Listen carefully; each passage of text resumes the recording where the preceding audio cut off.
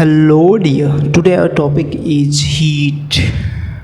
As we know that in thermodynamics heat is an important topic. तो सबसे पहले इसका डेफिनेशन देखेंगे। हीट के डेफिनेशन में हम सबसे पहले क्या देखेंगे कि it is the form of energy interaction due to temperature.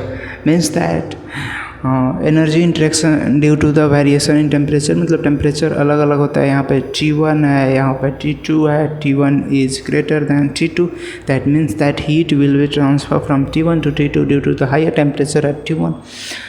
तो by virtue of this energy interaction जो होता है इसको हीट बोलते हैं हम जनरली। और इसका जो फॉर्मूला हमारे पास है इसको रिप्रेजेंट करते हैं Q से हीट को, और फॉर्मूला है Q is equal to mc delta T। That means that m is mass, c is specific heat capacity and delta T is the temperature difference in kelvin और degree Celsius, जिसमें आप लेना चाहो। लेकिन अगर उसी तरीके से हीट का भी यूनिट आएगा वहाँ पे।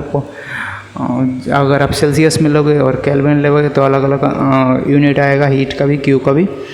तो ये हमारे पास जो है फॉर्मूला है Q is equal to mc delta T। Okay, now we will be going a specific heat in which we will going to study heat per unit mass पर kelvin.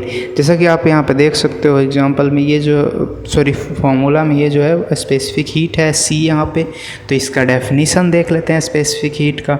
It is the amount of heat which is required to raise the temperature of unit mass by unit temperature difference. मतलब एक unit mass का 1 degree या फिर 1 kelvin, मतलब 1 unit temperature raise करने के लिए जितनी हीट रिक्वायर्ड है उसका स्पेसिफिक हीट हम बोलेंगे। ओके, तो हमारे पास जो इसकी यूनिट आ जाएगी वो आ जाएगी किलो जूल पर केजी पर केल्विन, बिकॉज किलो जूल तो हीट की यूनिट होती है, per unit mass per unit temperature तो पर केजी पर केल्विन। जो इसकी फॉर्मूला है कि C is equal to Q upon M by delta T। Okay, notes में कुछ देख लेंगे कि C का वैल्यू क्या क्या होता है सॉलिड, लिक्विड और गैसेस के लिए। तो in the case of solid and liquid there is single value of specific heat, whereas in gases its value depends on the process. मतलब प्रोसेस किस टाइप का है, कांस्टेंट प्रेशर है या कांस्टेंट वॉल्यूम है, उस पर डिपेंड करेगा। जैसे यहाँ पे आप देख सकते हो C फॉर H2O यानी आइस है या फिर लिक्विड वाटर है तो उसके लिए 4187 होगा वाटर के लिए। बट एयर के लिए Cp का वैल्यू अलग होगा, Cv का वैल्यू अलग होगा। मतलब constant specific heat at constant pressure, specific heat at constant volume. ठीक है, तो कांस्टेंट प्रेशर पे 1.005 और कांस्टेंट वॉल्यूम पे 0.718 किलो जूल पर केजी पर केल्विन इसका जो होगा यूनिट होगा। ठीक है, अब Cp ये जो है आप यहाँ पे देख सकते हो ग्रेटर है Cv से। ओके, तो इसका कंसेप्ट भी देखेंगे आगे चल के। उसके पहले पॉइंट 2 देख लेते हैं जो कि एक इम्पॉर्टेंट पॉइंट है हमारे पास। तो इसमें जो दे रखा है the value of adiabatic specific heat is 0 and isothermal specific heat is infinity. मतलब इन्फिनिटी होता है इसका, आप देख सकते हैं यहाँ पे C फॉर एडियाबैटिक 0 होगा, बिकॉज आपको पता है C इज इक्वल टू क्या होता है Q upon M by delta T।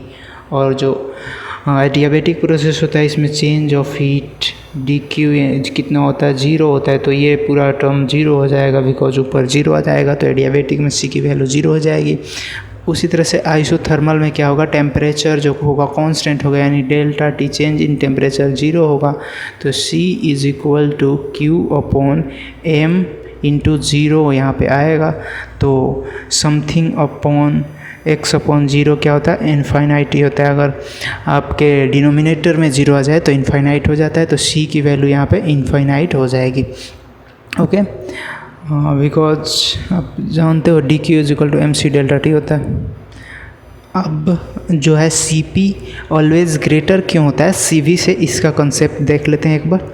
कि why Cp is greater than Cv. In the case of constant volume process, the complete heat is utilized to increase the internal energy of the gas molecule, whereas in case of constant pressure process, some part of it is used in increasing the internal energy and some in doing external work. So the value of Cp is always greater than Cv. आपको समझ में अगर नहीं आया होगा तो यहाँ पे फिगर की हेल्प से समझ लेते हैं। मतलब कि ये कहना चाह रहा है जो कि जब कांस्टेंट वॉल्यूम होता है तो कंप्लीट हीट जो हम प्रोवाइड करते हैं नीचे से गैस में, तो ये क्या करता है, internal energy of the gas बढ़ाने में सारा कंप्लीट वॉल्यूम मतलब हीट लग जाता है। तो जिसके कारण इसकी जो इंटरनल एनर्जी है बहुत कम ही हीट में उस लिमिट तक रीच कर जाती है जिस लिमिट तक हमें चाहिए होता है। But in case of constant pressure, इसमें वॉल्यूम तो चेंज हो सकता है, प्रेशर को कांस्टेंट मेंटेन करना है। तो हीट जब हम देते हैं तो मानिए कि इनिशियल स्टेट है पिस्टन का किसी वेसल में, तो इसको कांस्टेंट वॉल्यूम मेंटेन करना है, कांस्टेंट प्रेशर मेंटेन करना है। तो जब हीट देंगे तो इसकी प्रेशर इंक्रीज होते जाएगी। ओके, तो कांस्टेंट प्रेशर मेंटेन करने के लिए क्या करेंगे, हम इसकी वॉल्यूम को बढ़ाते जाएंगे सो दैट इसकी प्रेशर जो है कांस्टेंट मेंटेन रहे। तो इसमें कुछ पार्ट ऑफ हीट लग जाएगा हमारे पास कांस्टेंट प्रेशर को मेंटेन करने में, और कुछ पार्ट ऑफ हीट लग जाएगा इसकी टेम्परेचर को मतलब इंटरनल एनर्जी या फिर टेम्परेचर को बढ़ाने में। वही हो गया इंटरनल एनर्जी mCv/dt होता है, टेम्परेचर बढ़ाओ तो इंटरनल एनर्जी अपने आप बढ़ेगी। ओके, तो always Cp is greater than Cv।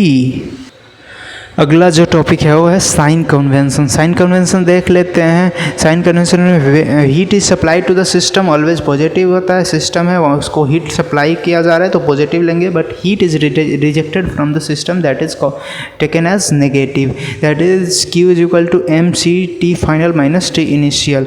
तो फाइनल अगर सिस्टम का कम होगा तो ये लेंगे नेगेटिव और ज़्यादा होगा तो positive. Types of heat, there are two types of heat. आपको पता ही होगा, आपने छोटे क्लासों में पढ़ रखा होगा, सेंसिबल हीट और लेटेंट हीट। अगर नहीं पता है तो आप जान लो।